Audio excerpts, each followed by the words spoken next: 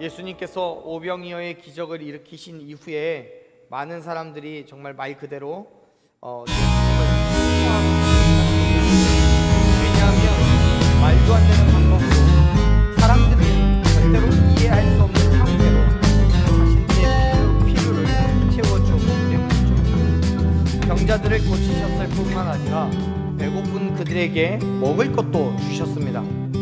그 모든 것이 당시 사람들에게는 너무나 필요한 것이었고, 그 일로 인해서 예수님은 사람들의 추앙을 받기에 충분했습니다. 그런데 예수님은 사실 그 사실이 매우 불편했어요. 그래서 제자들을 재촉해서 배를 타고 건너편으로 가게 하시죠. 다시 한번 우리가 말씀을 읽어볼게요. 22절 말씀 읽어봅니다. 예수께서 즉시 제자들을 재촉하사 자기가 무리를 보내는 동안에 배를 타고 앞서 건너편으로 가게 하시고. 아멘. 같은 사건을 기록하고 있는 요한복음을서 보면 오병이어의 기적을 경험한 군중들이 예수님을 선지자라고 표현하면서 왕으로 삼으려고 했기 때문에 예수님은 그 자리를 속히 떠나시려고 했다고 기록하고 있습니다. 물론 예수님은 왕이시죠. 이 땅에 왕으로 오셨습니다. 또 영광을 받으시기에 충분한 분이십니다. 하지만 예수님의 사명은 모든 인류를 위하여 십자가에서 죽임을 당하시고 다시 부활하시는 것에 있으셨기 때문에 성경의 표현대로 아직 영광을 받으실 때가 아닙니다. 그리고 당시의 사람들이 원하는 대로 예수님이 그때에 그 나라를 다스리는 왕이 된다고 한다면 하나님께서 예수님께 부여하신 그 사명을 완벽하게 수행하는 것이 아니었습니다. 그리고 그보다 예수님께서 그들을 불편하게 여기신 더 중요한 이유는 사람들이 예수님을 왕으로 삼으려고 한 것은 대단한 일이에요. 하지만 그 이유가 예수님이 하나님의 아들이심을 인정했기 때문이 아니라 오병이어의 기적으로 자신들의 육체적인 필요, 즉 배고픔을 해결하려고 했기 때문이었어요. 즉 예수님이 왕이 된다면 더 이상 배고플 것이 없을 거라고 생각한 거예요. 왜요? 필요할 때마다 오병이어의 기적을 행하시면 되잖아요. 그렇게 완벽한 식생활 복지가 그들에게는 주어지는 거예요. 예수님이 왕이시라면 농사 지을 이유도 없어요. 고기를 잡을 필요도 없어요. 사냥을 할 이유도 없어요. 왜요? 아니 12광 중에 남은 거에서 조금씩만 떼어줘도요 온 나라 백성이 먹고 남는데요. 왜? 그리고도 더 남을 거예요. 당시에 예루살렘뿐만 아니라 그 주변 국가에 리비아, 시리아, 또 그리스와 로마에 넘어서까지 모든 나라, 전 세계 인구의 숫자를 다 띄워주고도 남음이 있을 거예요. 예수님이시기 때문에 그 모든 것들은 가능한 일입니다. 지금 이스라엘 백성들은 그러한 예수님이셨기 때문에 예수님을 왕으로 세우려고 생각했던 거예요. 하지만 문제는 그 일이 예수님의 사명과는 거리가 아주 멀죠. 그래서 예수님은 사람들로부터 떨어지시기 위해서 제자들을 먼저 갈릴리 건너편으로 가게 하십니다. 그리고 예수님은 따로 산에 올라가 저물 때까지 기도를 하셨어요. 23절 말씀 한번 읽어볼까요? 23절 읽습니다. 무리를 보내신 후에 기도하러 따로 산에 올라가시니라. 저물매 거기에 혼자 계시더니. 아멘. 예수님께서 제자들을 보낸 시간이 언제인지는 정확하게 기록하고 있지는 않아요. 그런데 오병이어로 식사를 해결했을 때가 성경에는 저녁이라고 표현되어 있잖아요. 보통 유대인들이 첫 번째 저녁이라고 부르는 그 시간은 오후 한 3시쯤 됩니다. 그런데 15절에서 저녁이라고 쓰여 있는 단어와 또 23절에 기록되어 있는 그 저물 때라는 헬라어 단어는요 동일하게 옵시아스라는 그런 헬라어 단어를 쓰고 있어요. 저녁과 23절에 있는 저물매가 같은 단어예요. 즉 이미 저녁인데 또다시 저녁이라고 기록하고 있어요. 그거는 이전보다는 훨씬 더 어두워진, 완전히 해가 저문 그때를 말하고 있는 거예요. 그만큼 예수님과 제자들은 상당한 시간 동안 꽤 멀리 떨어져 있었어요. 그리고 언제나 그랬듯이 문제는 그때 발생합니다. 예수님의 재촉에 떠밀리듯이 배를 타고 나온 제자들은 바다 위에서 밤을 맞이해요. 24절 읽어볼까요? 24절 읽습니다. 배가 이미 육지에서 술이나 떠나서 바람이 거스름으로 물결로 말미암아 고난을 당하더라. 아멘. 지금 우리가 읽은 24절에서는 수리라고 번역되어 있는데요, 이 같은 사건을 기록하고 있는 요한복음의 말씀을 보면 제자들은 노를 저어서 12여리쯤 갔다고 기록하고 있어요. 우리나라에서 사용하는 미터나 킬로미터와도 같은 거리 단위 있죠, 리. 이 거리 단위인 리를 사용하여서 얘기하는데, 요한복음에서는 10여리쯤, 그리고 24절에서는 마태복음 24절에서는 수리쯤이라고 표현하고 있는 거예요. 이 단어를 헬라어 원문으로 보면 스타디우스 플루스라는 단어로 이야기합니다. 스타디우스는요, 단위를 말하는 거고요, 플루스는 많은, 이런 의미를 가지고 있어요. 그래서 많은 스타디아, 이런 의미인데, 이 스타디온이 우리말로, 우리 현재의 단위로 보면 약 185m 정도 돼요. 한 스타디온이요. 그러니까 요한복음을 정확하게 표현을 하면, 앞에서도 말씀드렸듯이 제자들이 노를 저어서 10여리쯤 갔다고 얘기하잖아요. 이거 원어를 살펴보면요, 10여리가 25에서 30 스타디온이라고 되어 있어요. 계산을 해볼게요. 1 스타디온이 185m 정도 된다면 25에서 30 스타디온은 약 4.6에서 5.5km 정도 돼요. 지금 제자들과 예수님의 거리가 그만큼인 거예요. 평균 잡아서 그냥 5km라고 한번 해보죠. 제자들과 예수님의 거리가 한 5km 정도 떨어져 있는 거예요. 그런데 그렇게 떨어져 있는 그 상황 속에서 지금 제자들은 어떤 환경에 있어요? 바람이 몰아치고 파도가 넘실거리는 캄캄한 밤중에 있어요. 자, 생각해 봅시다. 환한 대낮에 평온할 때 5km 정도야 힘들겠지만 그냥 걸어갈 수도 있는 거리입니다. 그런데 캄캄한 밤에 또 폭풍 가운데 있다면 여러분 100m 앞도 잘 안 보여요. 그래서 더 두렵고 무서운 거예요. 그 두려움으로 인해서 제자들은 예수님을 잊어버렸어요. 생각도 못하고 있어요. 사랑하는 여러분, 여러분과 예수님의 거리는 어느 정도 있습니까? 얼마만큼 떨어져 있습니까? 만일 우리에게 아무런 걱정도 근심도 없다면 여러분 좋게 10km 이상 떨어져 있다고 할지라도 괜찮아요. 여러분 우리에게 아무런 걱정도 없고 염려도 없다면 예수님이 살아계신 걸 우리가 느끼든지 못 느끼든지 별 걱정 없어요. 하지만요, 고난이 있고 괴로움이 있을 때에, 그때에는 10km가 아니라 10m만 떨어져 있어도 여러분 걱정이 되고 염려가 돼요. 그 고난의 벽이 예수님과 나 사이를 가로막고 예수님을 기억조차도 못하게 만들어요. 지금 제자들이 그래요. 제자들에게 그 일렁이는 파도는 고난이었어요. 이 상황을 어떻게 해결해야 할지, 이 파도를 어떻게 넘어가야 할지 걱정하고 염려하며 배를 다스리고 있는 중이에요. 그 고난 속에서 제자들의 눈에는 예수님이 보이지 않아요. 그들에게는 뭐가 보여요? 파도가 보여요. 흔들리는 배가 보여요. 몰아치는 폭풍우가 보여요.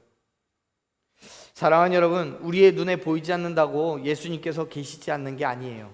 다만 지금 내 눈에 보이는 것이 예수님이 아니라 성난 파도고 힘든 고난이기 때문에 예수님이 멀게 느껴지는 것뿐이에요. 하지만 사랑하는 여러분, 예수님은 어떤 상황 가운데서도 저와 여러분을 떠나지 않으시고 우리 곁에 항상 함께하고 계심을 믿으시길 바랍니다. 예수님께서도 제자들과 그렇게 멀리 계셨던 게 아니에요. 성경을 보면 예수님께서 이미 제자들에게 찾아오셨어요. 자, 25절 말씀인데 같이 한번 읽어봅시다. 25절 읽습니다. 밤 사경에 예수께서 바다 위로 걸어서 제자들에게 오시니. 아멘. 밤 사경이라는 시간은요, 당시의 시간 구분으로 보면 오전 3시에서 한 6시 정도 돼요. 새벽 시간인 거죠. 그 시간에 어느쯤인가 예수님께서 제자들에게 찾아오신 거예요. 지금 제자들은요, 배 안에서 새벽이 되도록, 정말 날이 밝아가도록 파도와 사투를 벌이고 지쳐서 포기할 즈음이에요. 어떻게 할지 모르겠어요. 힘들어요. 지쳐요. 그쯤에 예수님께서 오신 거예요. 그런데 더 놀라운 사실은요, 예수님께서 그냥 오신 게 아니죠. 어떻게 오셨어요? 25절 말씀이요. 25절. 네. 밤사경에 바다 위로 걸어서 오셨어요. 예수님은 바다 위를 걸어오셨어요. 제자들의 입장에서는 전혀 상상하지 못했던 순간에, 전혀 상상하지 못한 방법으로 오신 예수님을 보고 그들은 깜짝 놀랐어요. 놀란 정도가 아니죠. 26절을 보면 마태복음의 이 저자인 마태는 당시 제자들의 심정을 이렇게 표현합니다. 26절 읽어봅시다. 제자들이 그가 바다 위로 걸어오심을 보고 놀라 유령이라 하며 무서워하여 소리 지르거늘. 아멘. 제자들은요, 예수님을 보고 유령이라고 생각했어요. 여러분 왜 그랬는지 모르겠지만 전에 내려오는 이야기를 보면은 당시의 사람들은 바다를 악령이 사는 집이라고 생각했대요.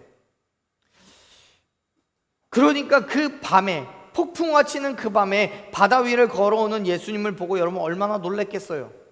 악령이 사는 집에서 악령이 나왔다라고 생각할 수밖에 없죠. 여러분, 그런데 이쯤에서 우리는 다시 한번 제자들이 누구였는지를 기억해 봐야 돼요. 어떤 사람들이었는지.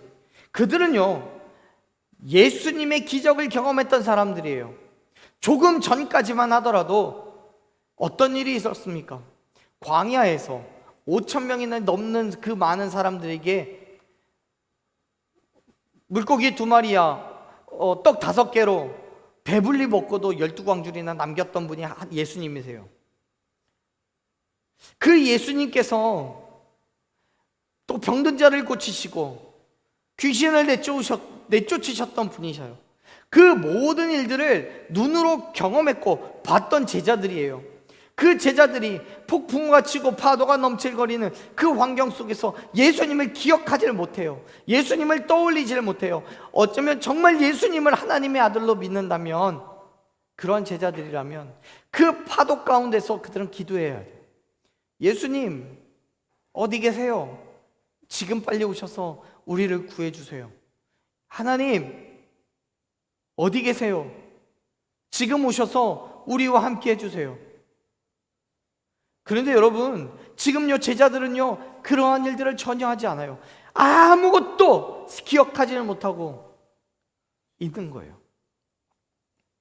그 와중에 예수님이 바다를 걸어오셔요. 물 위를 걸어오셔요. 그걸 보고 제자들은요, 정말 제자들이 예수님을 하나님의 아들로 믿었다면 이제서야 예수님이 오셨다라고 생각했어야 돼요. 하지만요, 아니에요. 유령이 나타났다고 생각을 해요. 예수님의 존재는 망각한 거예요. 그때 예수님께서는 제자들에게 그렇게 말씀하십니다. 27절 말씀 읽어봅니다. 예수께서 즉시 이르시되 안심하라, 나니 두려워하지 말라. 아멘. 여러분, 지금 제자들은 파도와 싸우느라고 지칠 대로 지쳐 있어요. 새벽에 날이 새도록 정말 잠 한숨 못 자고 있어요. 솔직히 예수님이 어디 계시는지, 지금까지 예수님께서 행하신 기적들은요 전혀 기억나지 않아요. 예수님의 존재 자체를 잊어버렸어요. 오로지 이 파도 앞에서 무너지지 않고 죽지 않았으면 좋겠다는 생각으로 버티고 있는 거예요. 그때 제자들 중 한 사람이 바다 위에 서 있는 사람을 보고 깜짝 놀라요. 그리고 유령이라고 소리쳤어요. 그 소리에 배의 모든 사람들의 시선이 그 사람에게로 집중됩니다. 이때까지도 제자들은 이 사람이 예수님이라는 상상조차 못하고 있어요. 그때 유령과 같은 사람이 말해요. 뭐라고 말해요? 안심하라, 나니 두려워하지 말아라. 그 말과 동시에 제자들의 눈에는 예수님이 보였어요. 이제야 비로소 제자들은 예수님의 존재를 인식하기 시작했어요. 이제야 비로소 잊어버리고 있었던, 망각했던 예수님이 떠올랐어요. 그리고 그때부터 제자들의 시선은 파도나 바람에서부터 예수님께로 옮겨지기 시작했어요.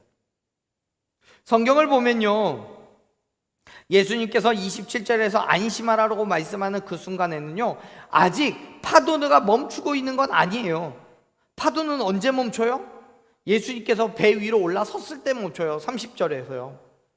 32절에서요. 그런데요, 여전히 배는 요동치고 있고 파도는 거세게 일렁이고 있는 그 환경 속에서 더 이상 성경은 거센 파도를 언급하지 않아요. 파도에 두려워하는 제자들의 모습이 보이지 않아요. 왜요? 그들의 시선에 예수님이 들어왔으니까요. 사랑하는 여러분, 지금 제자들은 예수님을 보자마자 더 이상 그들을 위협하고 괴롭게 했던 그 파도, 그 바람에는 아랑곳하지 않아요. 걱정도 염려도 되지 않아요. 그냥 평안을 얻었어요. 모든 두려움이 사라졌어요. 이제는 그 어떤 것도 무서울 것이 없다는 것처럼 성경은 주변 환경에 대한 묘사를 멈췄어요. 그렇습니다. 사랑하는 여러분, 우리의 시선이 주변 환경으로부터, 내 걱정과 근심의 거리에서부터 예수님께로 옮겨졌을 때 우리는 더 이상 그 어떤 두려움과 걱정과 근심을 가지지 않을 수 있음을 믿으시길 바랍니다. 제자들도 마찬가지예요. 제자들이 주변 환경에서부터 예수님을 보자마자 더 이상 걱정과 근심이 없어졌어요. 사실 걱정이나 근심이 없어졌다기보다 더 정확한 표현은 거기에 대한 관심이 없어진 거예요. 왜요? 여전히 파도는 넘실거리고 있잖아요. 여전히 바람은 불고 있잖아요. 하지만 제자들의 관심은 거기에 있지 않아요. 예수님께 있는 거예요. 왜요? 예수님이 바다 위를 걸어오셨잖아요. 도대체 예수님이 누구시길래, 예수님은 어떤 능력을 가지셨길래 그 넘실거리는 바다 위를 걸어서 오시냔 말이에요. 제자들의 관심은 이제부터 예수님이 누구시냐에 있어요. 환경은 여전히 엉망진창이에요. 파도는 쳐요. 캄캄한 밤중이에요. 하지만 그 와중에도 바다 위를 걸어오신 예수님께 관심을 둬요. 그렇기 때문에 28절의 말씀을 보면 베드로는 예수님을 보자마자 그렇게 말해요. 28절 말씀 읽어볼게요. 읽습니다. 베드로가 대답하여 이르시되 나를 명하사 물 위로 오라 하소서 하니, 29절도 읽어볼게요. 오라 하시니 베드로가 배에서 내려 물 위로 걸어서 예수께로 가되. 아멘. 베드로는 자기도 예수님처럼 물 위를 걷게 해달라고 요청합니다. 그리고 예수님은 아무것도 아니라는 듯이 베드로를 향해서 오라고 말씀하세요. 이런 거예요. 베드로는 예수님을 봤어요. 예수님, 어떻게 그 물 위를 걸으실 수 있어요? 나도 한번 걸었으면 좋겠어요.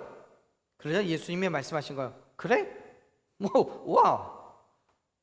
어려워? 아니야. 와. 여러분, 베드로는 아무것도 아니라는 듯이 말씀하시는 예수님의 그 음성을 듣고 바다 위를 걷기 시작합니다. 여러분, 이 사건은 같은 내용을 기록하고 있는 마가복음이나 요한복음에는 등장하지 않아요. 오직 마태복음에서만 볼 수 있는 장면인데요. 그런데 말씀을 자세히 살펴보면요, 예수님과 베드로 사이에는 부정할 수 없는 차이가 있어요. 뭐냐면 예수님에 대해서 기록할 때는 분명히 어디를 걸어요? 바다 위를 걸어요. 그런데 베드로에서 기록할 때는 뭐라고 기록해요? 물 위를 걸어요. 같은 말을 두 번 사용하기 싫어서 그렇게 한 게 아니고요, 헬라어 원어를 보면 예수님께서는 달라사라고 부르는 그 바다를 기록하고 있고요, 쓰고 있고요. 반면 베드로는 휘도르라는 단어를 써서 물이라고 표현을 해요. 완벽하게 달라요. 성경에서 이러한 차이를 보이는 것은 질적인 차이가 있기 때문이라고 말할 수 있어요. 질적인 차이. 다시 말하면 이런 거예요. 예수님은 바다 위를 걸으신 그 이유가 그 바다를 다스리시고 마음대로 주관하시는 신적인 능력을 가지신 분이시기 때문에 바다라고 말하고 있는 거고요. 베드로는 예수님을 의지하여서 그 말씀으로 걷고 있다는 말을 하기 위해서 물이라고 단순하게 표현하고 있는 거예요. 그럼에도 불구하고 베드로는 여전히 물 위를 걸어요. 여러분, 베드로는요 예수님을 바라봤어요. 그리고 예수님께 간구했어요. 예수님께서는 베드로의 간구함을 들으시고 응답해 주셨어요. 여러분, 만일 베드로가 예수님이 아니라 여전히 파도를 보고 있었다면, 예수님이 바다 위를 걸어서 배 근처까지 오셨는데 많은 제자들이 그 예수님을 보면서 유령이다 누구다 막 얘기하고 있는데 여전히 베드로가 바다를 보고 있었다면, 넘실거리는 파도를 보고 있고 예수님에 대해서 관심 두지 않았다면, 여전히 지금 베드로는 지금도 파도와 싸우고 있었을지도 몰라요. 하지만 베드로는 주변의 그 넘실거리는 파도에서부터 예수님께로 그의 시선을 돌렸어요. 그리고 예수님께 간구했어요. 물을 걷게 해달라고. 그때 예수님의 말씀을 듣고 바다 위를 걷는 그 순간 그는 파도를 정복했습니다. 그를 괴롭혔던 모든 문제를 정복했습니다. 이겼어요. 그렇습니다. 사랑하는 여러분, 우리가 세상의 힘듦과 어려움을 바라볼 때는 결코 그 위를 걸을 수 없어요. 그러나 그 모든 것을 이기고 승리하신 예수님을 바라본다면 세상의 모든 힘듦과 어려움을 우리는 이기고 승리할 수 있을 줄로 믿습니다. 왜요? 예수님은 이미 이기셨잖아요. 그렇잖아요. 예수님께서 제자들에게 오셨는데 그 파도를 제자들과 똑같이 그 힘듦과 어려운 그 파도를 뚫고, 얘들아 내가 너희를 구하러 왔어, 내 배를 타 라고 하시면서 바다 위로 오신 게 아니잖아요. 또 그 모든 풍파가 지나간 이후에 잔잔해진 그 파도가 잔잔해진 그 물 위를 걸어서 오신 것도 아니잖아요. 이미 물 위에 계시는 중이에요. 파도를 이기고 물 위를 걸어 오셨어요. 제자들의 눈에 볼 때에는 힘듦이고 어려움이고 죽음의 공포이고 괴로움이었지만 그 모든 것들을 예수님은요 당신의 발 아래 두고 있는 거예요.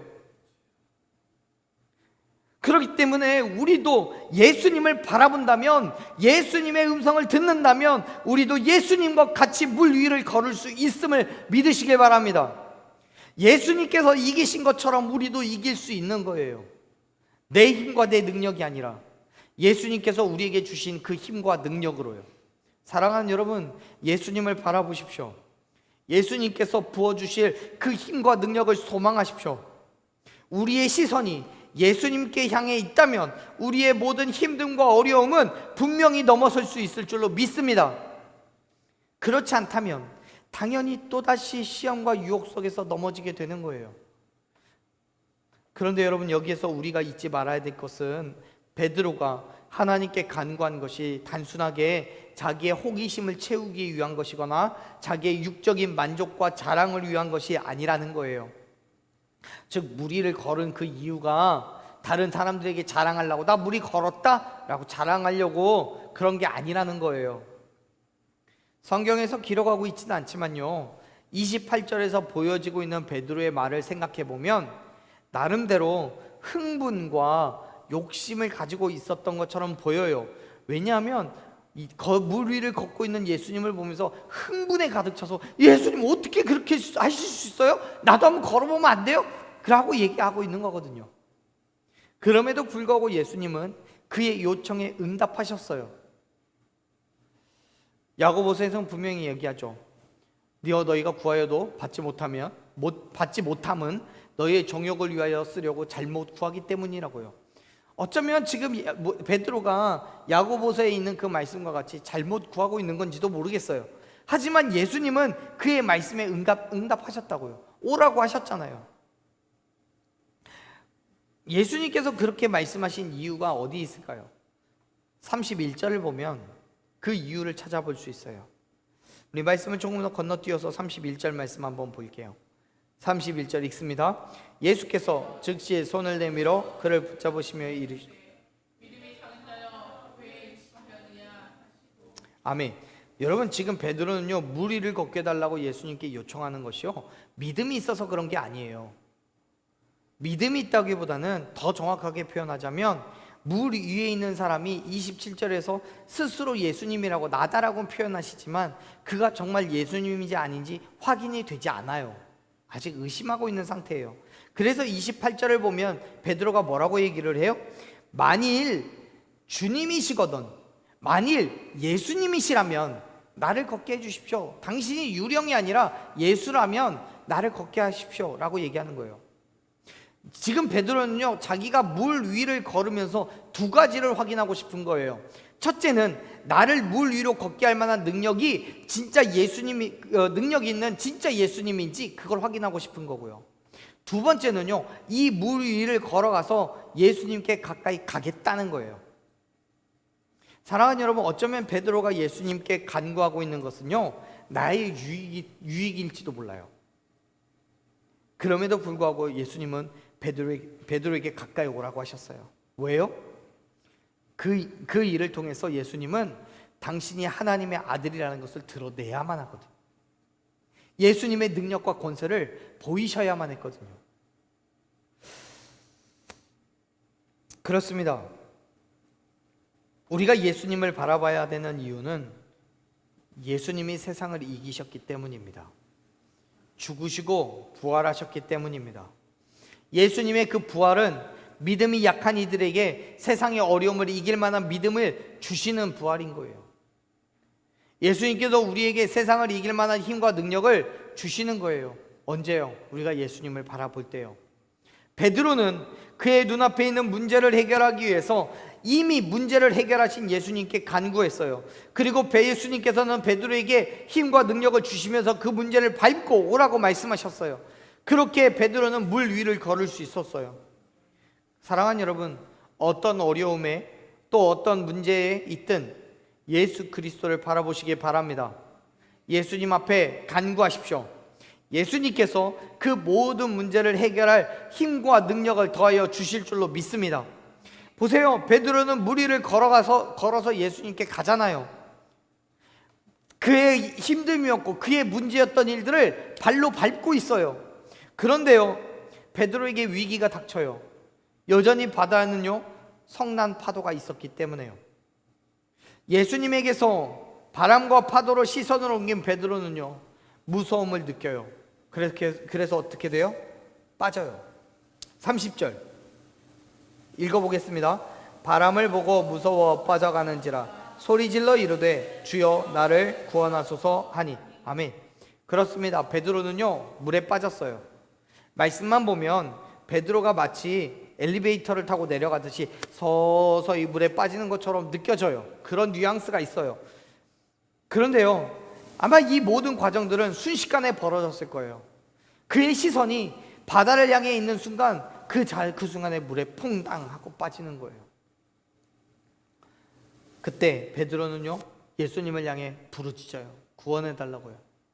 사랑하는 여러분, 우리가 예수님으로부터 시선을 빼앗겨서 세상을 바라보는 순간 우리는 세상의 유혹과 시험에 빠지게 돼요.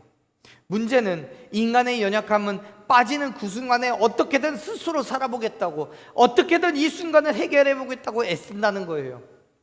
내 지식과 내 경험을 따라가요. 세상을 의지해요. 왜요? 그것이 먼저 우리의 눈에 보이니까요. 그것이 훨씬 합리적이고 쉬워 보이니까요. 하지만 사랑하는 여러분, 세상을 보지 마세요.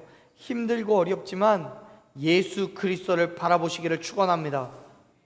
혹여라도 세상을 바라보고 시험과 유혹을 이기지 못하여 빠지게 될 때에 내가 뭘 해보겠다라고 발버둥을 치는 것이 아니라 하나님께 부르짖으십시오.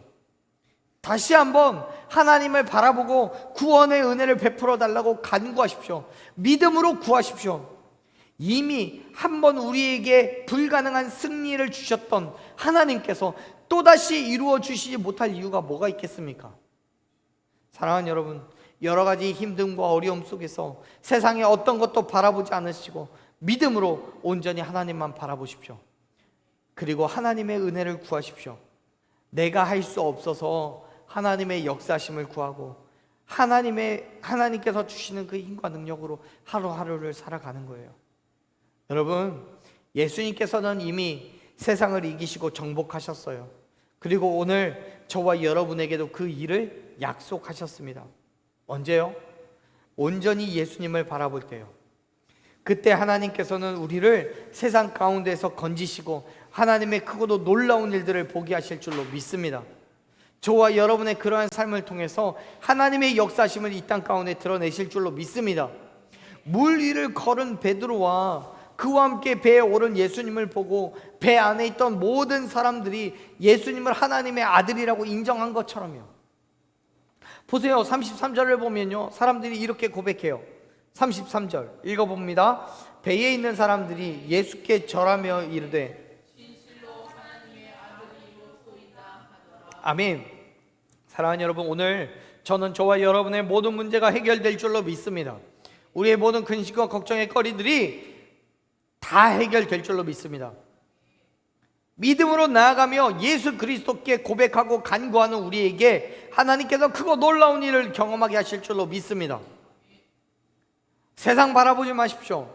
예수 그리스도를 바라보십시오. 그리고 참아내고 견디십시오.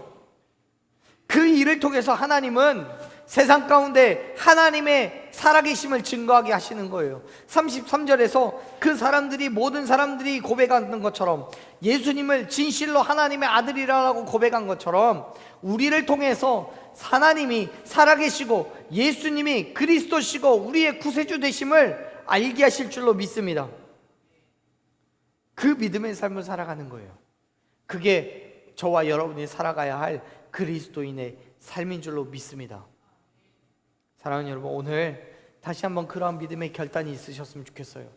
우리를 통해서 일하실 하나님을 기대하십시오.